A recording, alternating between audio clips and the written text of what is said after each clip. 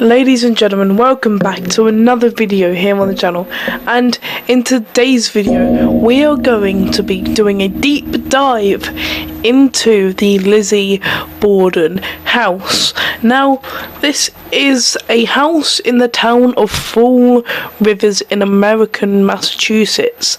There is a 20-room Victorian house and it serves as a bed and breakfast. In terms of decor, the house is completely the same as it was in 1892, which was the year the last residents lived in the house. You're wondering why it was never inhabited ever since then? Well, there is a murder case that was committed here, and then some ghosts to go along with it. Join me as we look at the Lizzie Borden house.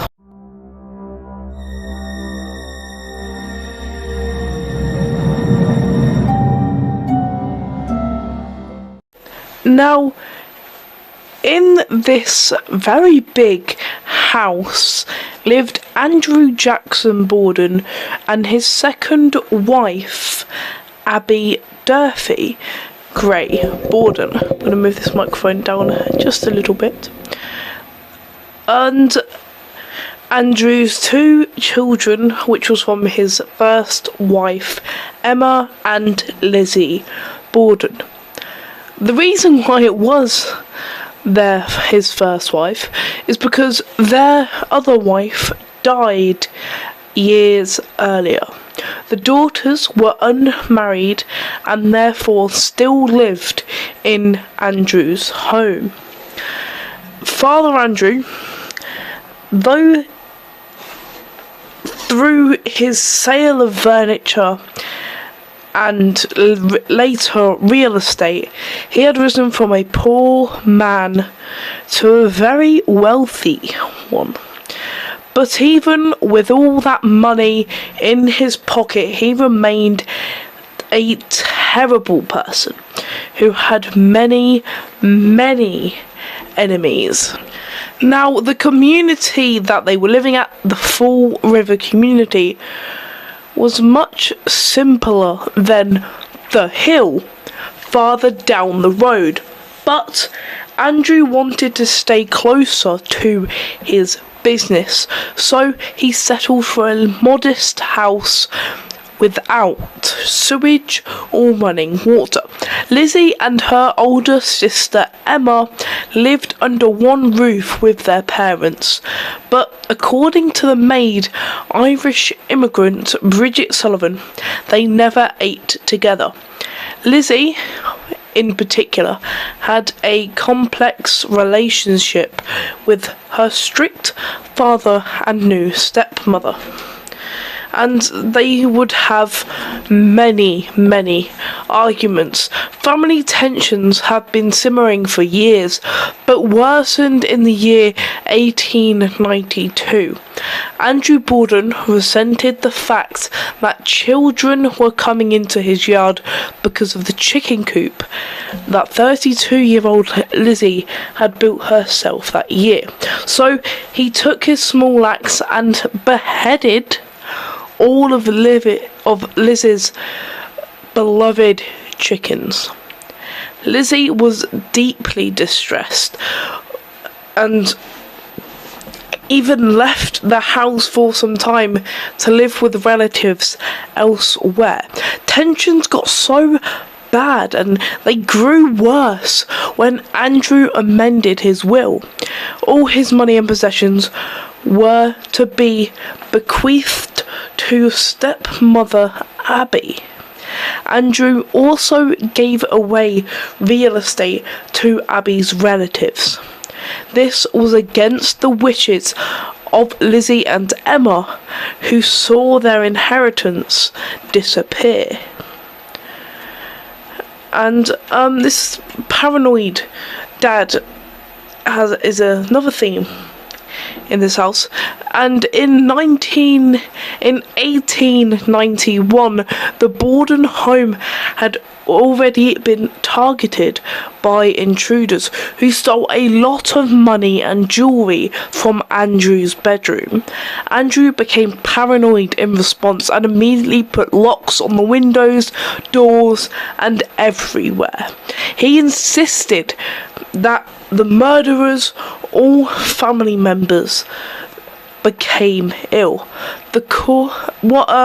He insisted that everything were to be locked, and I'll get into the murderers and them becoming ill in a minute, but he insisted everything were to be locked, even when there was people in that house.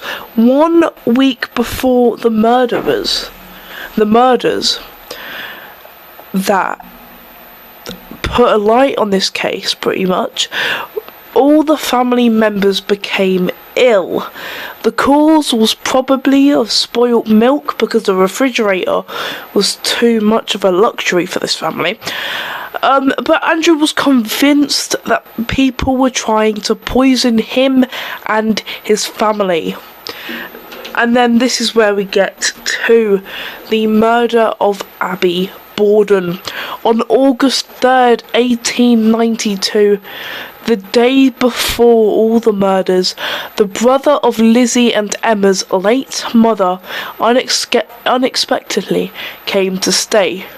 His name was John Morse, was in the area on business and immediately wanted to catch up with Andrew. He was sleeping in the guest house on the 2nd floor. Sister Emma was out of town to visit friends. After breakfast, which was served by Bridget, John and Andrew chatted for a bit in the living room. After John left at around 8:45 a.m, Andrew left for a long walk. Abby, in the meantime, tidied up the guest house where John was sleeping. However, then she was attacked by a small axe. The first blow, just above the left ear, caused her to slam her face against the floor. The attacker, according to pathologists, anatomists, then allegedly sat on her back and struck the back of her head with the axe no less than 19 times. Bridget was still not feeling well after the alleged poisoning and was in bed at the time. She did not notice anything about Abby's murder, so literally in the next door across, her own sister was being murdered and she had no clue about it. And then this is when we get into the murder of Andrew Borden. Now, some of you might have been thinking this murder of Abby was Andrew. It couldn't have been, because he was murdered after this. And you'll get to find out who it is in a second. When Andrew returned after his walk around 10:30 a.m. that morning, the door kept jamming, causing him to call Bridget, the maid. She tried to get the door open from the inside, but even that failed. As Bridget ran along the stairs to get tools, she heard Lizzie laughing from above. She paid no further attention to it, and she just opened the door for Andrew. And since Andrew was already 70 years of age, he laid down for a while on his sofa. But Lizzie was busy in the garden at the time. It was around 11 a.m. that Bridget heard Lizzie calling for help. Lizzie told Bridget to go get the doctor. Andrew's face had been shattered with the same small axe that had been used to kill Abby. Although he had received only 11 blows, his injuries looked terrible. Like, for example, his left eye, his eyeball had been finely split into two, and there was much worse other than this eyeball. And then this is when we get into the police investigation. The doctor had no choice. When he got to the scene, he had no choice but to pronounce Andrew as dead. Abby's body, however, had not yet been found, and she was later discovered by an already terribly distraught Bridget. Autopsies were performed in the living room of the house. The police questioned Lizzie and Bridget. In the process, Lizzie told contradictory things. First, she had been working in the barn, then in the garden, then in the basement. She told the officers about her father's poisoning theory, but no traces of it were found at Andrew and Abby's house. So, most likely, something in the house had spilt and spoiled, and they just got food poisoning. Nothing to go off of that. And then Lizzie herself had tried to buy poison at the local drugstore several days before the murder. She explained that she needed it to clean a skin scarf, to clean a seal skin scarf. But the drugstore did not give it to her. Lizzie also stated that someone must have been in the house, but all the doors were, as always, Andrew had always left the doors locked. The evidence piled up against Lizzie, and when Bridget saw Lizzie burn a blue corduroy dress in the kitchen a few days later, it was almost as plain as day. Bridget also told the officers that the fact that she had heard Lizzie laughing from upstairs at around 10:30 a.m, even though Abby had been killed by then. Also found in the basement was a small axe with a broken handle. Because DNA testing could not be done at that time, I mean, this is going back hundreds of years, the axe looks clean. It was not used as evidence. But with all the other evidence and oddities, Lizzie was arrested a day after the funeral. And then we get into the trial of Lizzie Borden. She was strangely charged with three murders. The one of her father, her stepmother, and the murder of both of them. She did not speak during the trial, leaving everything to the family's lawyers. During the hearing, she listened attentively to everything that was said, as if it were about someone else. She seemed completely oblivious. She also remained calm and emotionless the entire time, as she did during the police interrogations. Also, it was almost like she sat there and didn't care about the fact that her whole family has just been murdered, probably because it was her. However, when Andrew and Abby's skulls were shown in court, Lizzie fainted dramatically. These had in fact been removed during the autopsy. After deliberating for over 1.5 hours, the jury decided that Lizzie was not guilty. Oddly enough, no one else was under suspicion for the murder of Andrew and Abby Borden. Perhaps Andrew also had higher level enemies, and everyone was glad he was dead. Now this is after the trial and after everything, Lizzie decided after all of the accusations to continue living in Fall Rivers. However, this was in a different house, that is.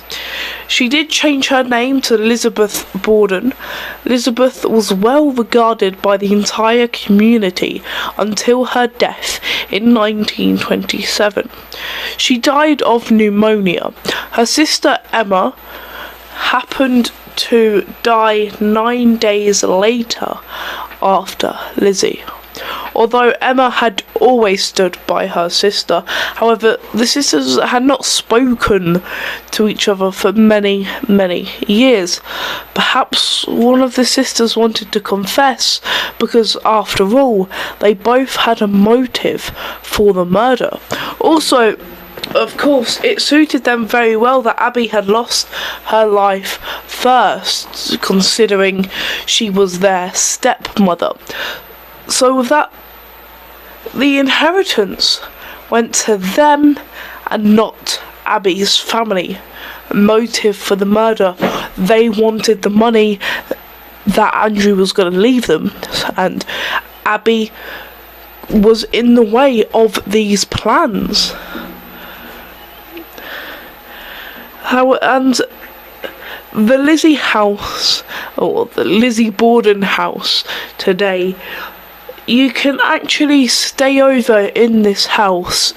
The couch on which Andrew bled to death still is there, because the murders of Abby and because of the murders of Andrew and Abby were so brutal, their spirits still remain in the house, and both are seen regularly.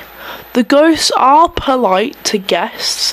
Andrew even seems to appreciate all the activity in the house. For example, he neatly answers all questions through an EVP device, which I've explained on a couple videos ago, is a device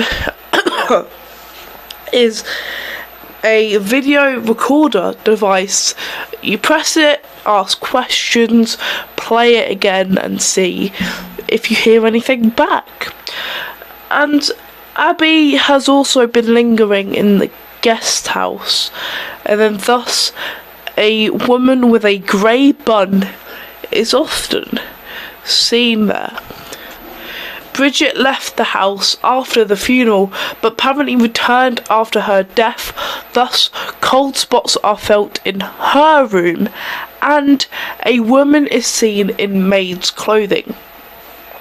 Also, an EVP was caught the words "Ma'am, come quick," probably shouted by Bridget when she found Abby.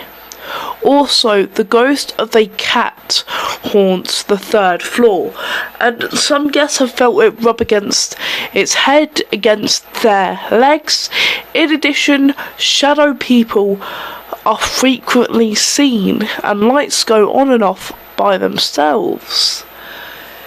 A lot of activity taken place in the Lizzie Borden house, and obviously this activity has built up over time, considering the murders that took place and the animosity in this house. Always the sisters arguing with Andrew, their dad. A very high amount of activity and paranormal activity in this house. That's all I've got for today's video. Make sure you like the video, subscribe to the channel if you're new, and I will see you in the next video. Bye for now.